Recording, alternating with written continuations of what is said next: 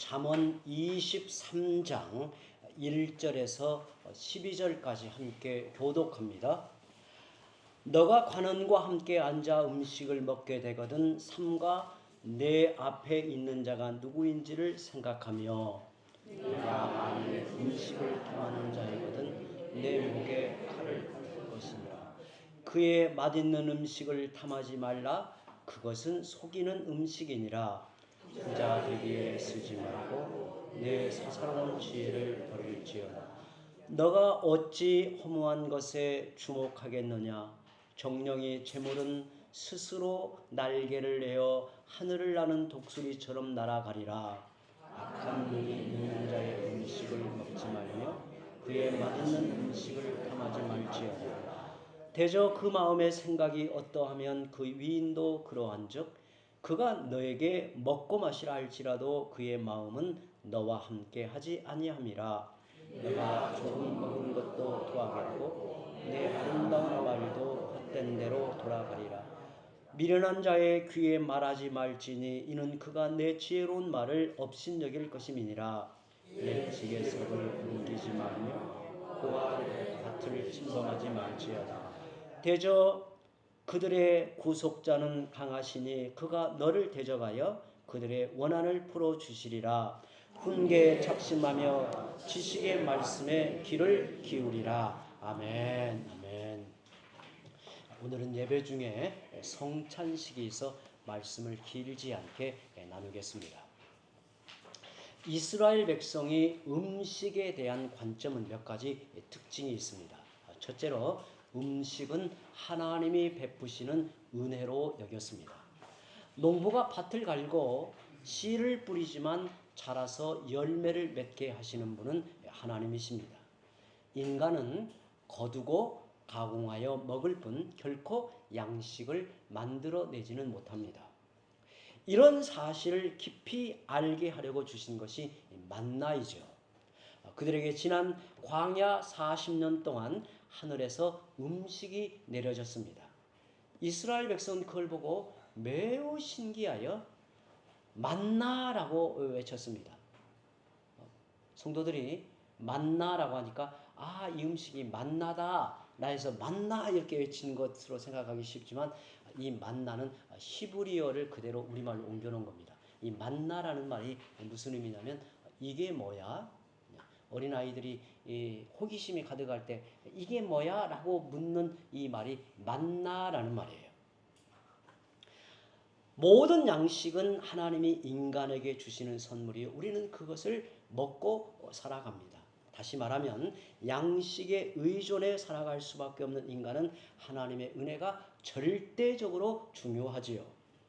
둘째로 일용할 양식은 하나님이 우리의 생존을 돌보시는 손길로 여겼어요. 우리의 생존을 위한 양식을 제공하기 위해서 하나님은 무려 창조 세계를 주관하시고 열매를 맺게 하시는 지혜와 능력을 나타내십니다. 저는 우리 성도들이 하루의 양식, 일용할 양식을 대하면서 하나님의 온 우주적 사랑을 느끼고 읽어낸다면 얼마나 좋을까라는 생각을 해봅니다. 생각해보면 하나님이 모든 창조의 질서를 주장하고 열매를 맺게 하셔야 그 양식을 우리에게 제공하시는 손길로 우리는 먹고 사는 것입니다. 때문에 감사한 마음으로 음식에 부끄럽지 않게 먹어야 한다는 사실이에요. 그래서 이스라엘 백성은 식사를 거룩한 예식으로 대하였고 음식을 먹기 전에는 손을 씻었습니다. 우리가 생각하는 위생 때문이 아니라 손을 씻는다 하였으니 위생도 생각하였겠지만 위생 때문이 아니라 거룩한 예식으로 정결 예식을 행한 거지요. 그들은 식사를 단지 배고픔을 해결하는 정도로만 생각하지 않고 하루 중에서 가장 복된 시간, 가장 중요한 시간으로 여겼어요. 음식을 정성껏 준비하여 온 가족이 함께 하나님께 감사의 기도를 올리고 즐겁게 대화를 나누면서 먹었습니다. 식탁에서 신앙 교육과 모든 과정 교육이 이루어집니다. 그러니 이스라엘 백성들의 삶에서 식탁에 앉는 식사의 시간은 매우 복되고 하나님의 은혜로 여겼어요. 그런데 예수님은 요한복음 6장에서 나는 생명의 떡이다. 이 떡을 먹으면 영생하리라. 나는 하늘에서 내려온 살아있는 떡이다. 내 살은 참된 양식이요 내 피는 참된 음료이다 라고 말씀을 하십니다. 예수님이 진정한 양식이라는 거예요. 육신의 음식을 먹어야 살듯이 우리 영혼은 예수님이라는 생명의 양식을 먹어야 사는 겁니다. 그러므로 예수님을 생명의 양식으로 받아들이지 않으면 참된 음식을 모르는 사람이고 세상에서 아무리 맛있는 음식을 먹었어도 진정한 음식을 먹어보지 못한 인생인 겁니다. 그러면 음식은 어떻게 먹어야 할까요? 오늘 잠언의 이 말씀의 주제가 오늘 복된 식사, 음식에 관한 이 주제인데요. 음식은 어떻게 먹어야 할까요? 또한 누구와 먹고 무엇을 위해 먹어야 하는가? 잠언은 이스라엘 백성의 음식 문화를 통해 먼저 탐심에 대해 경고하고 있습니다. 2절 함께 읽어보죠. 너가 만일 음식을 탐하는 자이거든 너의 목에 칼을 둘 것이니라. 좀 말씀이 살벌하죠. 목에 칼을 두어라는 거예요. 그 말은 무슨 말일까요? 아주 절제하고 조심하라는 거예요. 어떻게 먹어야 하는가의 질문은 음식의 육적인 측면에서 시작됩니다. 잠언은 무엇보다 탐식하지 말라고 경고합니다. 탐식이란 무엇일까요? 현대인의 많은 질병의 요인이 스트레스라고 하지만 음식으로 인한 문제인 경우도 많습니다. 요즘에는 음식의 문화가 슬로우 푸드가 아니라 패스트푸드로 가죠. 이게 천천히 시간을 들여서 만들어 먹는 음식이 아니라 주문하면 즉석에서 빨리 만들어주는 음식으로 이게 문화가 바뀌어가요. 재미있는 이야기는 요즘에는 아예 이 주거시설에 주방도 없이 한다고 하죠. 그럼 어떻게 먹고 사는가? 밖에서 다 거의 외식하여 뭐 회사가 되었던 뭐 오가는 길에서 이렇게 먹고 이렇게 살아가는 거예요. 그 음식은 대부분 이게 패스트푸드라는 겁니다. 이 패스트푸드는 맛이 자극적이고 중독성이 있습니다.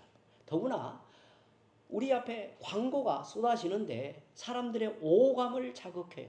그로 인해 이런 음식을 자주 먹게 되고 이런 음식의 특징은 또 열량이 많습니다.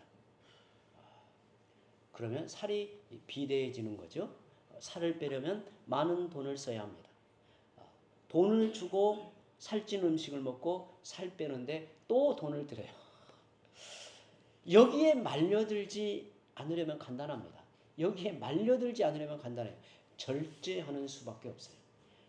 어느 정도 절제해야 되는가? 너의 목에 칼을 둘 것이다. 그래요. 너의 목에 칼을 둔다는 말은 조심하고 경계하라는 말입니다.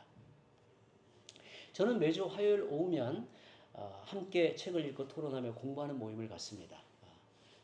주로 읽는 책이 어렵고 두꺼운 책을 꾸준하게 읽고 교제하는 모임인데요. 함께 공부하는 분 중에 평소에 건강에 관한 많은 책들을 읽고 종종 유익한 이야기를 들려주는 분이 있습니다.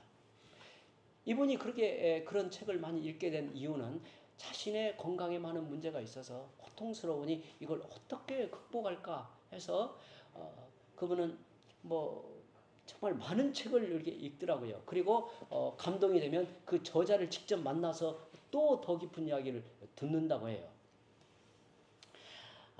그 많은 책들을 통해서 그분이 내린 결론은 우리의 건강에 관한 그분이 내린 결론은 식습관이 우리의 건강을 결정짓는 요인이다라고 말하더라고요. 내가 무엇을 먹고 어떻게 먹느냐에 따라서 내 몸을 결정한다는 것입니다. 심지어 내가 누구인가, 내가 먹는 음식으로 결정된다고 말하기도 해요. 나의 성격, 또 나의 어떤 성향, 나의 행동 양식에 내가 먹는 음식이 깊은 영향을 주어 나타난다는 거예요.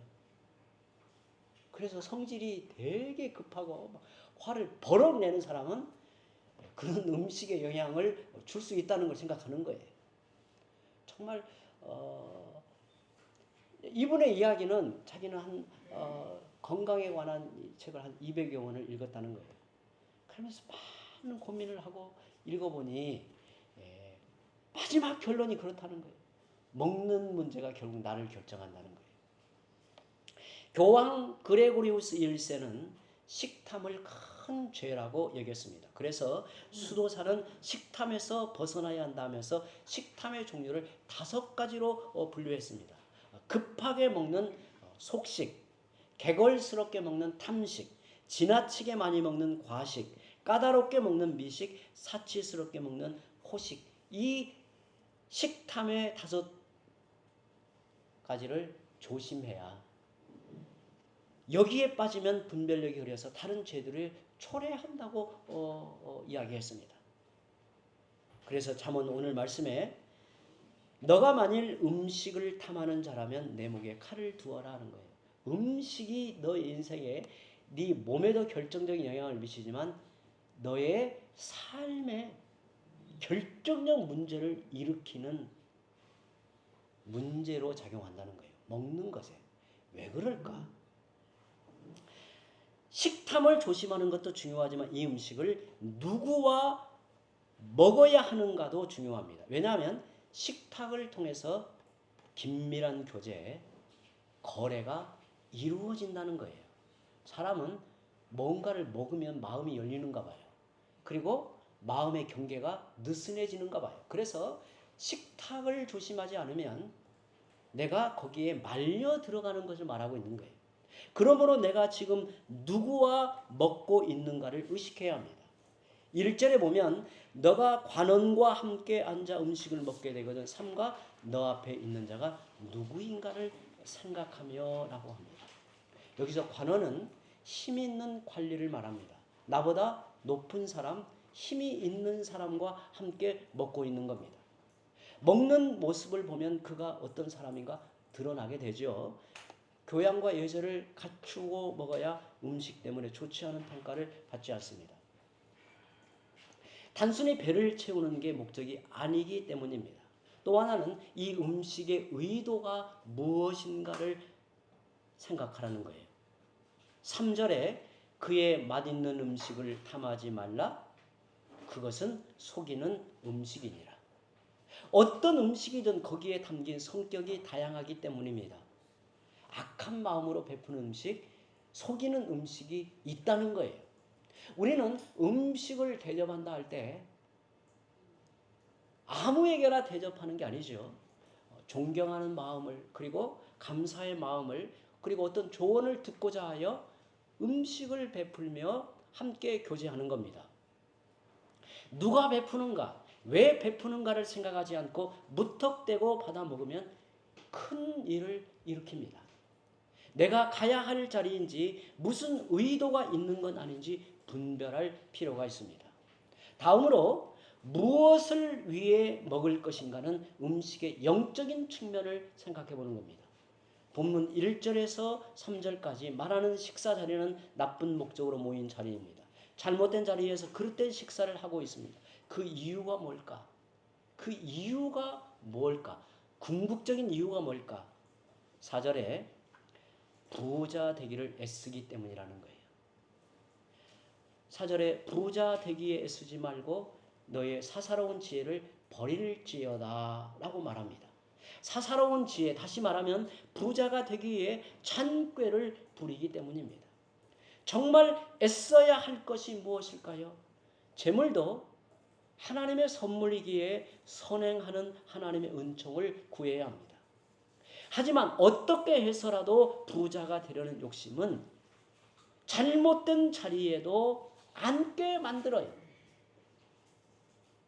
이런 잔꾀에 대해 하나님은 헛되다라고 말씀하십니다. 헛되다.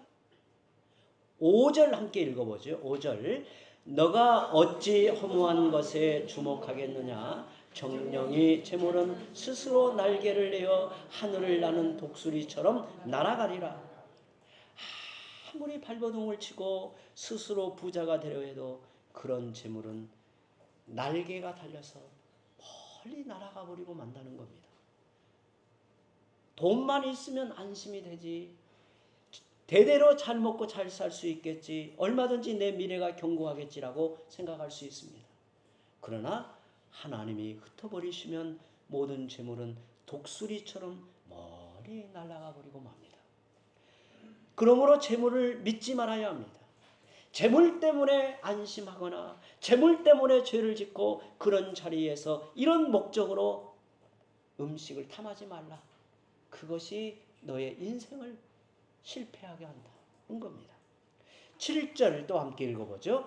대저 그 마음의 생각이 어떠하면 그 위인도 그러한즉 그가 너에게 먹고 마시라 할지라도 그의 마음은 너와 함께 하지 아니하리라. 잠언은 마음을 함께 할 수 있는 사람이 아니라면 함께 더불어 먹지 말라고 말합니다. 성경에 식탁의 교제는 매우 중요한 의미를 갖습니다. 구원의 풍성한 의미도 식탁에서 주의 백성을 향해 주님이 나누는 풍성한 은혜로 설명을 해요. 오늘 우리가 이 성찬상을 앞에 두죠. 주께서 우리를 주의 식탁에 우리를 부르시는 거예요. 비록 작은 떡 또 작은 잔이지만 여기에 담긴 의미 그리고 이걸 통해서 나타내시는 은혜가 있기에 이걸 우리에게 초대하여 부르시는 거예요. 그리고 내어주시는 겁니다. 잠언은 마음을 함께 할 수 있는 사람이 아니라면 조심하여 먹으라는 겁니다. 그렇게 먹은 음식은 어떻게 될까요? 토해낼 수밖에 없습니다. 그래서 8절에 너가 조금 먹은 것도 토하겠고 너의 아름다운 말도 헛된 대로 돌아가 버린다는 거예요. 아름다운 말도 헛된 대로 돌아가고 지금까지 쌓은 명예와 신용도 사라지게 만들어요. 그런데 왜 나를 청하여 함께 먹자고 했을까요? 그 관리가 왜 나를 청하여 함께 먹자고 했을까요? 거기에는 그릇된 목적이 숨겨져 있다는 거예요. 10절에 보면 옛 지게석을 옮기지 말며 고아들의 발을 침범하지 말지어다 라는 걸 보면 그의 의도가 무엇인가를 엿보게 돼요.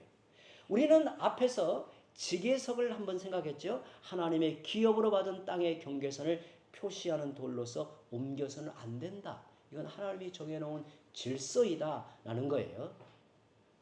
그런데 관원이 불러서 밥을 사주며 밥을 먹이며 부탁을 합니다. 자네 그 지게석 알지? 부탁인데 그것 좀 옮겨줄 수 있겠는가? 돌 하나 옮겨 놓을 뿐이네. 내가 뒤처리는 할 터이니 몇 사람 불러서 조용히 처리해 주게나. 만약 문제가 생기면 원래부터 그 자리에 있었다고 주장하면 돼. 무슨 말인지 알겠지? 이제 밥을 먹었으니 거절하기 어려운 상황이 되는 겁니다. 그 관원은 누구의 땅을 빼앗으려고 합니까? 고아의 밭을 빼앗으려는 거예요. 힘이 없는 자들의 권리를 침해하는 것입니다. 약한 사람들을 해하고 죽이는 일에 가담해서는 안 되는 것을 알면서도 얻어먹었으니 거절하기 어려운 거예요. 왜 그런 일을 결코 행하지 말아야 하는가? 하나님이 그들을 보호하시기 때문입니다. 11절에 대저 그들의 구속자는 강하시니 그가 너를 대적하여 그들의 원한을 풀어주시리라. 악한 일에 가담하고 힘없는 사람의 것을 빼앗으면 하나님이 친히 보응하신다. 그들의 보호자이시다. 고아의 아비가 되신다라고 말하는 겁니다. 그래서 12절에 마지막 결론에 이렇게 말합니다. 훈계에 작심하며 지식의 말씀에 귀를 기울이라. 하나님은 물질의 탐욕을 부리지 말고 말씀에 귀를 기울이라고 말씀합니다. 그렇지 않으면 탐식하게 되고 어울려 먹지 말아야 할 사람과 먹게 되고 재물의 유혹에 빠져 범죄하게 됩니다. 성도 여러분, 음식을 먹는 일은 참으로 복되고 아름답고 소중합니다. 하나님의 은혜와 사랑을 깊이 누리며 사는 자리이고 거기에서 신앙의 영적 교제, 가르침이 전해지는 곳이에요. 하나님이 축복하시는 식탁에 앉아 사랑하는 이들과 함께 생명을 이어가는 중요한 시간입니다. 현대인들이 잃어버린 행복한 식탁이 회복되기를 바랍니다. 하나님 보시기에 아름다운 자리, 복된 자리가 되기를 축원합니다. 함께 기도합니다.